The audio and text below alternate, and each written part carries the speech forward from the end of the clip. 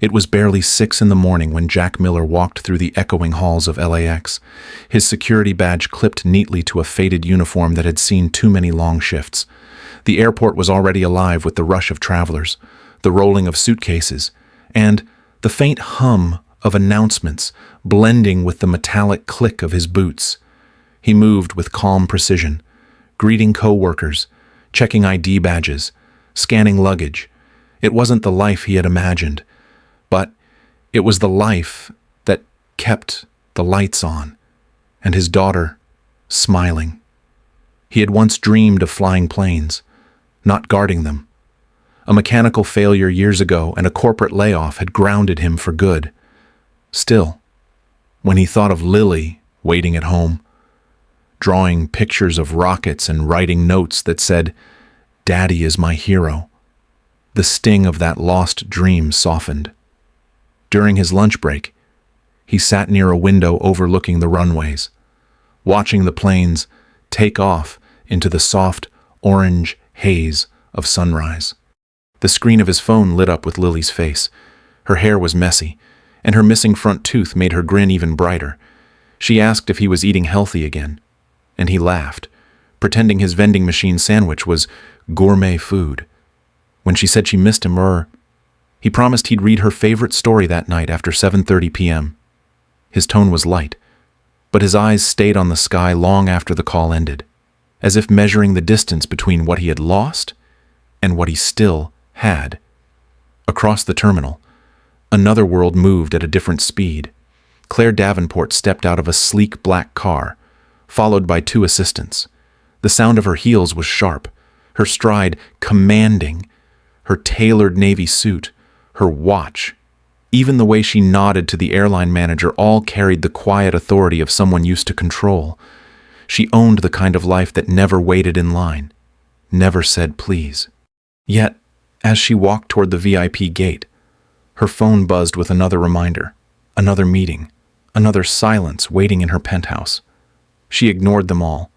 At the security checkpoint, their paths crossed. Jack checked her ID with practiced professionalism, his calm voice asking her to remove her laptop. Claire's expression tightened. She wasn't used to being told what to do. For a brief moment, their eyes met. His were steady and kind. The eyes of someone who had known struggle, but not bitterness. Hers flickered with something she couldn't name, a faint tremor of memory that unsettled her composure.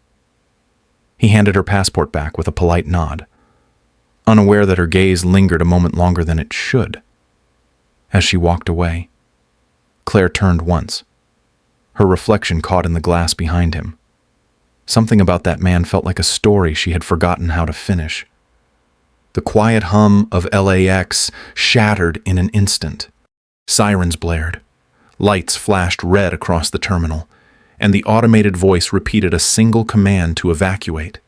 Claire Davenport, moments from boarding her private jet, stopped mid-step as the noise surged behind her. Security officers shouted, passengers screamed, and a man in a torn jacket sprinted through a restricted gate, waving something metallic in his hand. For a heartbeat, everything slowed. Then, chaos exploded. Jack Miller was already moving before the alarm finished its first echo. He'd seen that kind of panic before, in places far from the calm shine of an airport terminal. Years of Air Force training kicked in like muscle memory. He barked clear, steady directions to the nearby staff, cutting through the rising noise. His voice was deep and controlled. Secure the exits. Keep people back. He grabbed the radio clipped to his belt, reporting the breach while weaving through the crowd toward the source. A child was crying. Luggage lay scattered like debris after a storm. The man had made it past 2 checkpoints, still shouting incoherently. When Jack reached him, he didn't hesitate. A quick, precise movement, the kind learned through repetition, brought the man to the ground without a fight. The metallic object clattered away, turning out to be a broken camera tripod. The tension cracked like thunder giving way to rain. Officers rushed in, cuffing the intruder as Jack rose, scanning for anyone hurt. Near the far gate, Claire stood frozen with a young girl at her side. The girl clung to her arm, shaking. Jack crossed the floor toward them, eyes softening when he saw the child's face streaked with tears. He crouched to her level, his tone shifting from command to comfort. "You're okay. You're safe now. Just breathe." The girl's trembling eased, her small hand gripping his sleeve. Claire's heart skipped. That voice, calm, protective, familiar in a way that made the air in her lungs feel heavy. She looked at him properly for the first time since the morning checkpoint. The same steady eyes, the same quiet strength. She opened her mouth, but no words came out. Within minutes, the emergency lockdown lifted. The crowd slowly returned to motion, whispering, filming, sharing fragments of the moment online. Jack spoke with the responding officers, his uniform smudged with dust, his tone professional. He didn't mention the small cut on his arm, or the fact that he had shielded 2 civilians from harm. It was just another day doing his job. Claire stood a few steps away, watching him sign the report. Something inside her refused to look away. He picked up a small bracelet lying near the gate, turning it in his fingers before handing it to the young girl. The engraved letters caught the fluorescent light. Sophie Davenport. Claire's expression faltered. Her composure cracked just for a second, enough for the truth to flicker behind her eyes. Jack Miller had just saved the one secret she had kept buried for 7 years. The security office was quiet except for the low hum of fluorescent lights. Jack Miller sat at a metal desk, finishing his statement for airport police. His hands were steady, but the words on the page blurred. The adrenaline from the crisis had faded, leaving behind the dull ache of exhaustion. When the door opened, he didn't look up right away. He thought it was another officer. Then he heard her heels on the tile. Claire Davenport stood in the doorway, composed as ever, but her eyes gave her away. They carried the same tension that had been haunting him since the checkpoint that morning. She asked to speak privately. The officers exchanged glances and stepped out. When the door clicked shut, the air between them thickened. Claire thanked him first, her voice measured and professional. But the way her fingers tightened around her bag betrayed something else. Jack nodded, ready to move on, until she said his name again. Softer this time, like she hadn't said it in years. He looked up, and in that moment, the distance between their lives collapsed. Her face was the same and not the same. Sharper now, older, carrying the weight of something heavy. She told him she hadn't expected to see him again, that she owed him the truth. He frowned, unsure where this was going, until she said the words that cracked everything open. 11 years ago, before she was Claire Davenport, CEO, she was just Claire, and they had been together. The room tilted. Jack's mind went blank for a second, then filled with flashes of memory he hadn't let himself touch in years. Late nights at the airfield, her laughter echoing over the sound of jet engines, the smell of rain on her skin. Then one morning she was gone. No call, no note, nothing. He remembered searching, the unanswered messages, the slow realization that he had been erased. He stared at her now, disbelief hardening into anger. She kept talking, her words trembling. The girl from the terminal, Sophie. She wasn't just a passenger. She was his daughter. Jack felt the floor vanish beneath him. He shook his head once, twice, trying to breathe, but the air felt thick. His voice was rough when he finally spoke. "That's not possible. You would have told me. You wouldn't have just vanished." Claire's composure cracked. She told him her father had found out about them, that Richard Davenport had made her disappear. He'd threatened to destroy Jack's life with fabricated drug charges. to end his Air Force career before it began. She was 19, terrified, and she believed she was protecting him. Jack laughed, a hollow, bitter sound that didn't reach his eyes. Protecting me? You think ruining my life was protection? You took away 11 years. You took my daughter. His voice rose, then broke. Claire's face crumpled. She said she had lived with the guilt every day, that she never stopped thinking about him, about what they lost. He couldn't look at her. He turned away, staring at the wall, his jaw tight enough to ache. All those years of working nights, missing sleep, fighting to build something for Lily, and now this, another child, his child, growing up without him. The silence stretched. Claire tried to reach for him, but he stepped back. His voice was low, shaking. You need to leave right now. She hesitated, tears catching the light, but he didn't turn around. When she finally walked out, the sound of the door closing was soft, but final. Jack stayed there, motionless. The police forms lay, forgotten on the desk.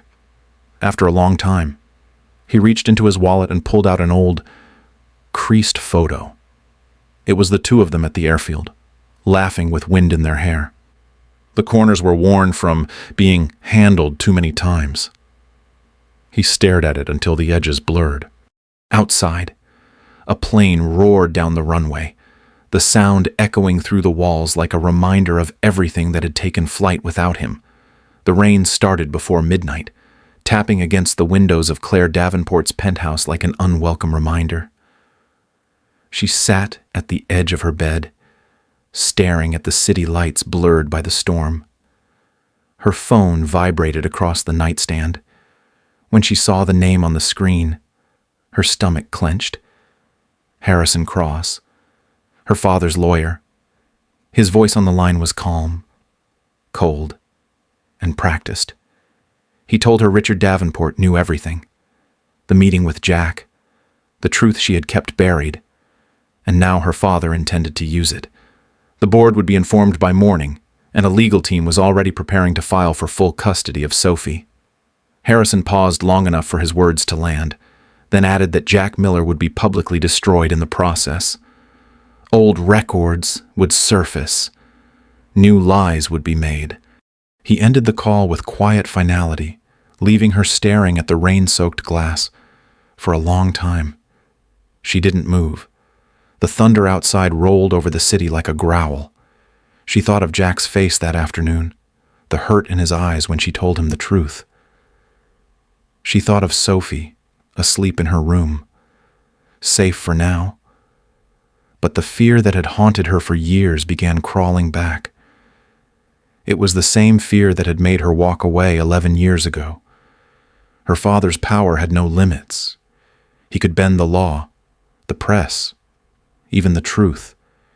She had tried to build a life far from him, but somehow, he always found a way to remind her who held the strings. The clock read 11:45 p.m. She made her choice.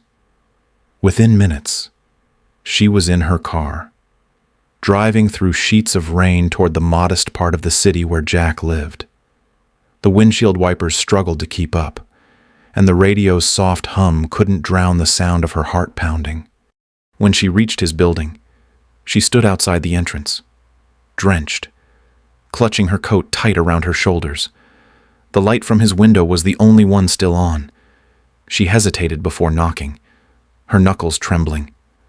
Jack opened the door after a moment, wearing a faded gray shirt and a look that was harder than the rain itself.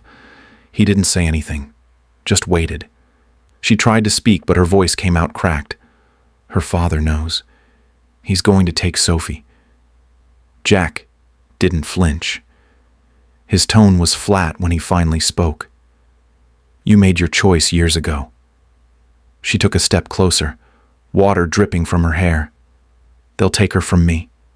From you too. That last line hit him like a physical blow. His eyes flickered, the anger softening just enough for hesitation to slip through. The silence stretched between them, filled with the sound of rain on the metal awning. Claire stood there shaking, her breath visible in the cold air. Jack looked past her for a moment, then back at her. His hand tightened around the doorknob before he stepped aside. "Come in. Don't wake Lily." She exhaled shakily and stepped inside. The apartment smelled of coffee and machine oil, small signs of a life built with patience and wear. Lily's small drawings were pinned to the fridge. Claire stood near the doorway, dripping water onto the floor, too afraid to move closer. Jack handed her a towel without a word, his face unreadable. For the first time in years, they were under the same roof again. Not as lovers or enemies, but as two people standing in the same storm. Outside, the rain kept falling, steady and relentless, like the sound of something old breaking and something fragile beginning and up. The morning light filtered through the blinds, soft and hesitant, like it wasn't sure it belonged there. Claire sat at Jack's small kitchen table, her hands wrapped around a mug of coffee gone cold. She hadn't slept much. Neither had he. The tension between them hung in the air, but so did something else, a silent acknowledgement that the world outside was moving against them, and they were all that stood between their daughter and the storm. Jack stood by the counter, still in his uniform from the night before. He had said little since she arrived. When she finally spoke, her voice was small. "Davenport Aerospace is filing for full custody. They're claiming you're unstable, that you're dangerous." Jack didn't flinch. He just nodded slowly, like he had expected it. "We fight back," he said, not with anger, with proof. That afternoon, he took her downtown to meet someone. Tom Rivera's office was tucked above a hardware store, its sign half faded and window blinds yellowed from age. Inside, the air smelled of paper and coffee, and the lights flickered with a low hum. Tom was short, broad-shouldered, with tired eyes that carried both kindness and grit. He had once been a corporate lawyer, but years ago he walked away after watching too many people crushed by wealth and influence. Jack introduced them, and as they spoke, Tom listened more than he talked. He didn't judge Claire's past, only asked questions. When Jack explained what had happened 11 years ago, the threats, the lies, the reports that destroyed his career, Tom's face hardened. He pulled a stack of folders from a cabinet. "Davenport has left fingerprints all over this." He said, "We just need to know where to look." They worked through the afternoon, going over timelines, documents, and emails Claire could still access.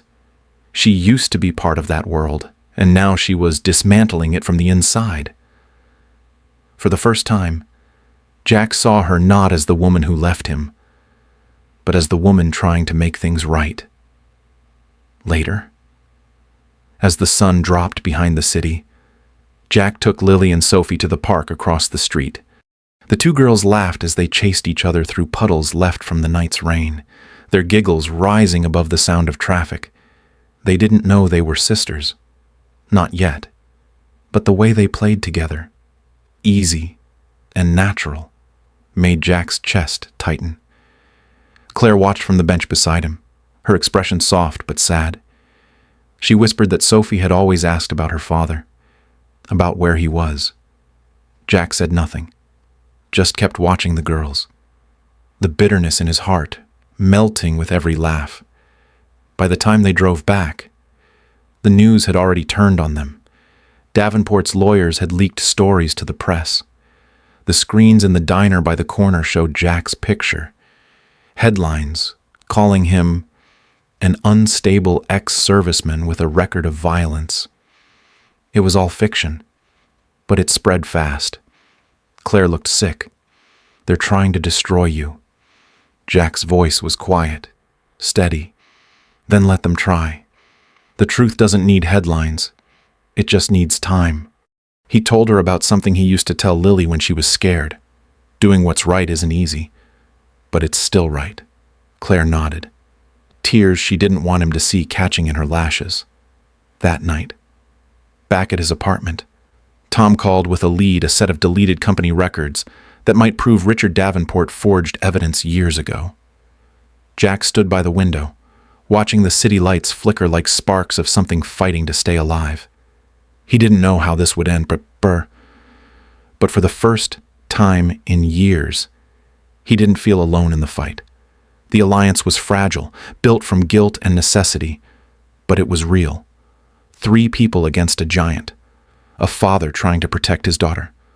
A mother finally facing her past. And a lawyer who believed in lost causes. The real battle hadn't even begun, but hope, however fragile, had found a place to stand. The courtroom was packed before 9:30 a.m. Reporters filled every seat along the back wall, their cameras waiting like vultures for the smallest crack of emotion. Rain drummed softly against the courthouse windows, a steady rhythm that mirrored the pulse in Jack Miller's chest. He sat at the defendant's table beside Claire Davenport, their lawyer Tom Rivera between them. Across the aisle, Richard Davenport sat in silence, hands folded neatly, his expression carved from arrogance. His attorney, Harrison Cross, leaned close to whisper strategy, his smirk almost daring Jack to lose control. The judge entered, and the room settled into a heavy stillness. The first hours were brutal. Richard's team came armed with everything money could buy. They called Jack an unstable veteran, a man haunted by his past, unfit to raise a child. They showed doctored photos of him in bars, fabricated witness statements, and a falsified incident report from his years in the Air Force. Harrison Cross's voice dripped with confidence as he painted Jack as a manipulative opportunist who had inserted himself back into Claire's life to profit from her guilt. Jack said nothing until Tom nodded for him to take the stand. The moment he stood, the cameras flashed like lightning. His voice was calm but rough, his posture straight. He spoke about his life without bitterness, about the years working night shifts at LAX, about Lily, his daughter who gave meaning to every long hour. He told them how he had found out about Sophie and what that moment had done to him. He didn't ask for sympathy. He only asked to be seen for what he was, a man trying to do right. The courtroom shifted then. Even some of Richard's employees looked uneasy. Tom kept the rhythm, dismantling every false statement. He was patient, surgical. One by one, he exposed inconsistencies in the opposition's witnesses until their story began to crumble. Then, it was Claire's turn. She took the stand, and for a long moment, she couldn't speak. The weight of her father's stare pressed down on her like it had all her life. When she finally began, her voice was low but steady. She spoke about being 19, about falling in love with a man her father said wasn't good enough, about the threats, the fear, and the lies that had separated her from Jack. She confessed that she had left because she was scared, not because she stopped loving him. Her voice cracked only once, when she said she had robbed their daughter of a father. The courtroom fell silent. Even the rain seemed to pause. Richard's lawyer tried to object, but Tom was already standing. He asked the judge to admit new evidence. From his briefcase, he produced a stack of printed emails and bank transfers, records showing how Richard Davenport's team had falsified documents and bribed officials to remove Jack from the Air Force. The room buzzed as the judge read in silence. Harrison tried to interrupt, but the judge's gavel hit the bench sharply, silencing him. When the ruling came, it wasn't dramatic. It was quiet, deliberate, like justice itself had grown tired of waiting. The judge reprimanded Richard and Harrison for corruption and manipulation, ordering a federal inquiry into Davenport Aerospace. Then he turned toward Jack and Claire. The court grants joint custody to both biological parents. A restraining order is issued against Richard Davenport, effective immediately. Claire covered her face, shoulders shaking. Jack let out a breath he hadn't realized he'd been holding. Without thinking, he reached across the table and took her hand. For the first time since their reunion, there was no anger in the touch, just exhaustion and release. Their eyes met, not as broken lovers, but as two people who had survived something together. Outside, the sky had turned gray. The cameras flashed again as they stepped through the courthouse doors, but this time, neither of them looked back. Sophie waited at the bottom of the steps, her small figure clutching Lily's hand. When she saw Jack, she ran. He knelt down just in time to catch her in his arms, holding her close as the rain began to fall harder. Claire walked beside them, no longer the untouchable CEO, just a mother finally free of her father's shadow. The three of them walked down the courthouse steps as thunder rolled in the distance. The rain was cold, but it felt different now, cleaner somehow. Around them, the noise of the city faded. What remained was the sound of two little girls laughing, and the quiet steps of a family finally moving forward into something unknown, but theirs. 6 months later, the morning sun spilled through the wide windows of the Morning Light studio, turning the walls a soft gold. The place smelled of coffee and paint, a mix that somehow worked. Where Jack Miller's small diner once stood, there was now a space alive with color. The tables were covered with brushes, sketch pads, and half-finished projects. Children's artwork lined the walls, suns, airplanes, handprints, and crooked hearts. Near the door hung a drawing by Claire Davenport, a bright picture of 4 figures holding hands beneath a wide yellow sky. Someone had written in neat block letters, "My family." The cafe's reopening was small but full. Tom Rivera sat near the counter, still in his worn brown jacket, smiling at the chaos around him. A few of Jack's co-workers from the airport stopped by, bringing their families. Neighborhood regulars filled the tables, drinking coffee, laughing, sharing stories of the long fight that had brought them all here. Jack moved through it all quietly, making sure everyone had what they needed. He wasn't used to celebration, but for once, it didn't make him uncomfortable. The bell over the door chimed at 10:30 a.m., and Claire walked in, holding Sophie's hand. The little girl broke free the moment she saw Lily.